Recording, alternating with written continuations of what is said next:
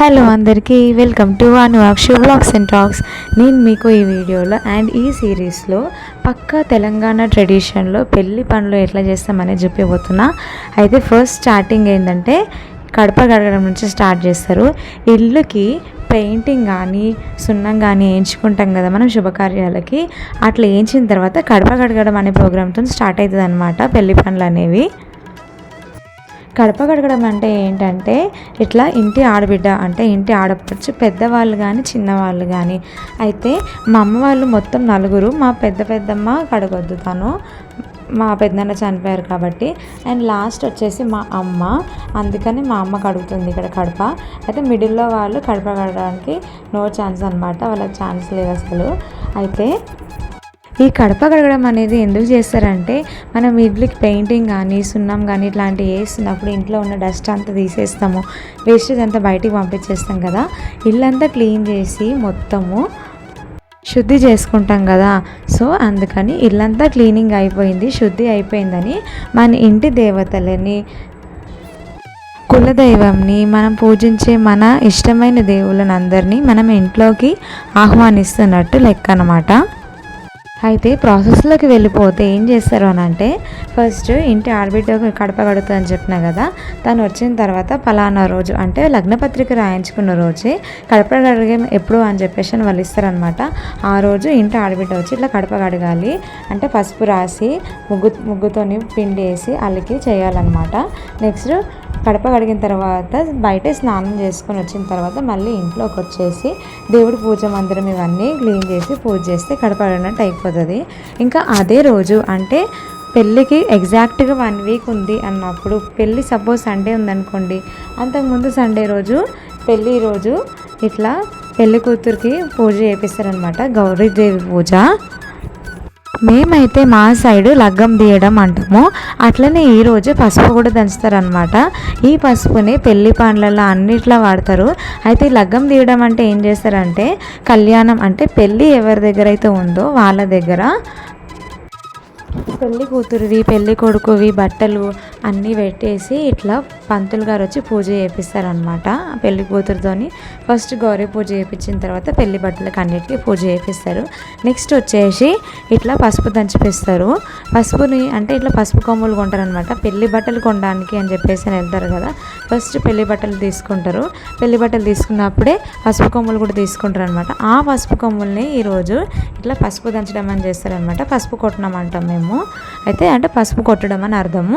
ఇట్లా పసుపు దంచేస్తే ఈ పసుపుని పెళ్లి కూతురికి రాయడానికి, పెళ్లి పనుల్లో, పెళ్లి మండపంలో, పెళ్లి పందిర్లో, ముగ్గుల్లో వాడడానికి అన్నిటికీ ఈ పసుపుని యూజ్ చేస్తారనమాట. అయితే పూజ చేసేటప్పుడు పెళ్లి కూతురు పక్కన అంటే మా మరదల పక్కన మా అక్క ఇంకా బావగారు కూర్చున్నారు. అయితే అక్క బావ ఎందుకు కూర్చున్నారు, మా మరదల వాళ్ళ మమ్మీ ఇంకా డాడీ ఎందుకు కూర్చోలే అంటే, తను ఎవరో కాదు, వాళ్ళ మమ్మీ మా పెద్దమ్మ కూతురు అంటే మాకు అక్క అవుతుంది. మా అక్కని మా మామయ్యకి అంటే మా అమ్మ వాళ్ళ చిన్న అన్నయ్యకి ఇచ్చి పెళ్లి చేసిండే. అయితే అక్కకి రీసెంట్గా బ్రెయిన్ స్ట్రోక్ వచ్చిందనమాట. హై బీపీ అయిపోయి బ్రెయిన్ స్ట్రోక్ వచ్చి చనిపోయింది. అంటే ఈ ఇల్లు కట్టుకున్నాక ఇంట్లోకి వచ్చినాక జస్ట్ ఒక 15 days ఉందేమో అంతే. ఇంకా తనకి బ్రెయిన్ స్ట్రోక్ వచ్చి చనిపోయింది. ఇంకా తను బ్రెయిన్ స్ట్రోక్ వచ్చి చనిపోవడం వెంటనే పిల్లలకి పెళ్ళిళ్ళు ఫిక్స్ అయిపోవడం అంతా అసలు అనుకోకుండా జరిగిపోయింది. అంటే చిన్నమ్మాయికి ముందే ఫిక్స్ అయింది, అంటే మా చిన్న మరదలకి. కాకపోతే పెద్ద అమ్మాయికి తర్వాత ఫిక్స్ అయిందనమాట, మా అక్క చనిపోయిన తర్వాత.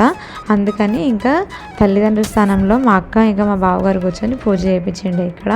అయితే పసుపు కొట్టడం అయిపోయిన తర్వాత ఈ పసుపుని పెళ్లి కూతురికి పెళ్లి పనుల్లో వాడతారని చెప్పినా కదా. అందుకని ముత్తైదులందరూ కూర్చొని బొట్టు పెట్టుకొని ఫస్ట్ పసుపు దంచడం స్టార్ట్ చేసినారు. పసుపు దంచేటప్పుడు పాటలు కూడా వాడతారనమాట. అయితే మన తెలంగాణలో ఏందనంటే ముందు నుంచి కూడా పాతకాలం నుంచి కానీ ఏదైనా చిన్న పని చేస్తున్నా కూడా జానపదాలు కానీ ఇట్లా పాటలు, వాళ్ళ నోటికి వచ్చిన పాటలు అన్నీ పాట పాడుతూ అంటే వర్క్ స్ట్రెస్ తెలియకుండా ఉండడానికి అని చెప్పేసి అని పాటలు పాడుతుండేనంట. అయితే మెయిన్గా శుభకార్యాలలో ఇట్లాంటి వాటిలలో ఏ చిన్న పని చేసినా, ఏ చిన్న ఈవెంట్ చేసినా కూడా పాటలు పాడుకుంటూనే చేస్తారనమాట. మా అమ్మ వాళ్ళు కూడా పసుపు దంచేటప్పుడు పాటలు పాడినరు. ఇప్పుడనే కాదు, మీకు ఇంకా చాలా మటుకు షార్ట్స్లో ఇంకా వీడియోస్లో అప్కమింగ్ వీడియోస్లో చూస్తారు మీరు. నేను మధ్య మధ్యలో క్లిప్స్ యాడ్ చేస్తాను. అయితే పెళ్లి పనుల అన్నిట్లో కూడా మంగళహారతి ఇచ్చేటప్పుడు కానీ, బియ్యం చేసేటప్పుడు కానీ, పెళ్లి కూతురికి సారె చేస్తాం కదా, సారె చేసేటప్పుడు కానీ ఎక్కడైనా కూడా పాటలు పాడుకుంటూనే చేస్తారనమాట. సైలెంట్గా కూర్చొని ముచ్చట్లు పెట్టుకుంటూ చేయరు. మీ సైడు పెళ్ళికి ముందు ఇట్లాంటి ఈవెంట్స్ ఏమేమి చేస్తారనేది కమెంట్ చేయడం అస్సలు మర్చిపోవద్దు. నాకు ఊళ్ళన్నీ తిరిగి వచ్చి కొంచెం వాటర్ వల్ల గొంతు చేంజ్ అయ్యింది. ప్లీజ్ ఒక్కసారికి ఇగ్నోర్ చేయండి, అడ్జస్ట్ అయిపోయింది నా వాయిస్కి. ఒక ఆడపిల్లకి జీవితంలో పెళ్ళి అనేది ఎంతో మెమొరబుల్ ఈవెంట్, తన జీవితాన్ని మలుపు తిప్పేటువంటి ఈవెంట్. ఇంత మంచి ఈవెంట్లో అమ్మ లేకపోవడం ఎంత బాధాకరం కదా. కానీ ఆ దేవుడికి ఏమనిపించిందో ఏమో తెలియదు, ఇద్దరు ఆడపిల్లలు పెళ్ళిళ్ళు ఫిక్స్ అయిన పిల్లలని వదిలేసి వెళ్ళిపోవాల్సిన పరిస్థితి మా అక్కకు వచ్చింది. తను ఎక్కడున్నా మా పిల్లల్ని చూసి సంతోషిస్తుందని అనుకుంటున్నాము. ఇంకా నెక్స్ట్ పసుపు దంచే ప్రోగ్రామ్ అయిపోయిన తర్వాత నెక్స్ట్ డే పెళ్లి కూతురు కోసం అని చెప్పేసి అని సారె చేస్తున్నారనమాట. అంటే సారె అంటే మా సైడ్ ఏం చేస్తారు అని అంటే గర్జలు చేస్తాం మేము.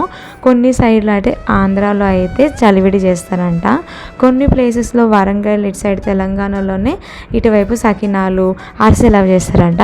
అయితే మా సైడ్ తెలంగాణలో అంటే ఇటు సంగారెడ్డి, మెదక్, ఇటు జహీరాబాద్ ఇటువైపు అయితే మేము గర్జలే చేస్తాము. మాకు సకినాలు కానీ అరిసెలు కానీ చేయడం రాదు, చెయ్యరు మా సైడు.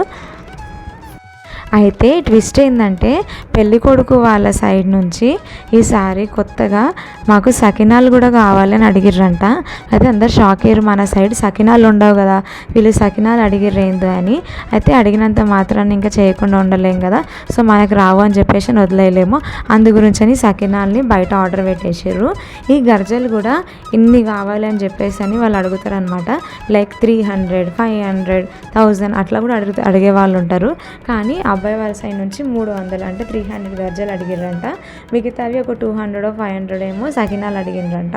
ఆ సకినాలు మాత్రం బయట ఆర్డర్ చేసినారు ఈ గర్జల కోసం అని చెప్పేసి అని. ఒకరు కూర్చుంటే కాదు కదా, ఒక 2-3 చపాతీలాగా చేయాలి, ఒకరు లోపల సజ్జ వేయాలి, ఒకరు కటింగ్ చేయాలి, ఒకరు ఇట్లా ఆయిల్లో డీప్ ఫ్రై చేయాలి. గర్జల లోపల స్టఫింగ్ ఏం పెడతాము అని అంటే పల్లీలు పొడి, రవ్వ, చక్కెర పొడి, ఇంకా యాలకుల పొడి, ఇంకా కొబ్బరి తురుము ఇవన్నీ వేసి స్టఫింగ్ చేస్తారనమాట. ఫస్ట్ ఇట్లా చిన్న చపాతీలాగా చేసి దాని లోపల స్టఫ్ వేసి చుట్టూ వాటర్ రుద్ది మన గర్జలు గీకేది స్పూన్ ఉంటుంది అనమాట. ఆ స్పూన్తో కట్ చేసి ఇలా మనకు షేప్ వచ్చేస్తుంది ఈజీగా. వీటిని చేసిన వెంటనే ఆయిల్లో డీప్ ఫ్రై చేయకుండా కొద్దిసేపు ఉంచిన తర్వాత డీప్ ఫ్రై చేస్తే మంచిగా వస్తాయి అన్నమాట. ఇంకా నెక్స్ట్ హల్దీ ప్రోగ్రామ్ కూడా స్టార్ట్ అయిపోయింది. జనరల్గా హల్దీ అంటే ఎప్పుడు పెడతారు, పెళ్లి కూతుర్ని చేసే రోజు కదా, అంటే పెళ్ళికి ముందు రోజు. కానీ పెళ్ళికి ముందు రోజు బోనాలు ఇవన్నీ హడావిడి ఉంటుందని చెప్పేసి అని మేము హల్దీ ఒక రోజు ముందే ప్లాన్ చేసుకున్నాము. ఇంకా పెళ్లి కూతురికి హల్దీ పెట్టడం స్టార్ట్ చేసినాము. అందరం పెళ్లి కూతురికి హల్దీ పూయడమే కాదు, మేమందరం కూడా హల్దీ పూసుకొని బాగా ఎంజాయ్ చేసినాము. అందరం కలిసి డాన్స్లు ఆడి ఆట పాటలతో బాగా ఎంజాయ్ చేసినాము. అక్క లేదనే బాధ అందరికీ ఉంది, కానీ మేమందరం బాధపడితే తను కూడా బాధపడుతుంది, తన మూడ్ స్పాయిల్ అవుతుందని చాలా వరకు అందరం కంట్రోల్ చేసుకున్నాము. ఇప్పుడు కనిపిస్తున్నారు కదా, వీళ్ళిద్దరు అప్కమింగ్ కపుల్ అనమాట. అయితే కాబోయే కపుల్ వీళ్ళిద్దరు. ఇంకో చిన్న మరదలు మా తమ్ముడు అంటున్నారు అనుకుంటున్నారా? అవునండి, మా పెద్దమ్మ కొడుకే ఇస్తున్నాము. వీళ్ళు కూడా సేమ్ మేనమామ వరుస అవుతారు అనమాట. మా దాంట్లో ఏందో తెలియదు కానీ ఆడపిల్లని మా ఇల్లులు దాటి మాత్రం బయటకు పోనీయరు. అంటే మా లోపలే, మా చుట్టాల లోపలే పెళ్ళిళ్ళు చేసేసుకుంటారు. ఎక్కువ మట్టుకు మేనరికం పెళ్ళిళ్ళు అవుతాయి మా దాంట్లో. బయట సంబంధాలు ఇవ్వడానికి చాలా భయపడతారు. హల్దీ ప్రోగ్రామ్ అయితే చాలా బాగా జరిగింది. అందరం బాగా ఎంజాయ్ చేసినాం. పెళ్లి కూతురికి మంగళ స్నానాలు చేయించి ఇంకా హల్దీ ఫంక్షన్ అయితే కంప్లీట్ చేసుకున్నాము. దీంతో పాటు అందరం కలిసి ఫొటోస్ దిగినాము. కెమెరామ్యాన్ అయితే చాలా బాగా కష్టపెట్టినాం మేము. ఆయన చెప్పిన స్టిల్స్ మేము ఇవ్వలేకపోయినాము. ఇంకా మేము పెట్టిన స్టిల్స్కి ఆయన అడ్జస్ట్ అయిపోయి మంచిగా వీడియోస్ అన్ని రికార్డ్ చేసుకున్నాడు. మధ్య మధ్యలో మనం కూడా ఒక యూట్యూబర్ అనే వాళ్ళం ఉన్నాం కదా, మనం కూడా వీడియోస్ అన్ని రికార్డ్ చేసుకున్నాం అనమాట. ఈ వీడియోస్ మీకు ఎట్లా అనిపించింది అనేది కమెంట్ చేయండి. వీడియో నచ్చితే కనుక ఖచ్చితంగా ఒక లైక్ ఇచ్చేయండి. ఛానల్ని సబ్స్క్రైబ్ చేయకపోతే సబ్స్క్రైబ్ చేయండి. Thanks for watching.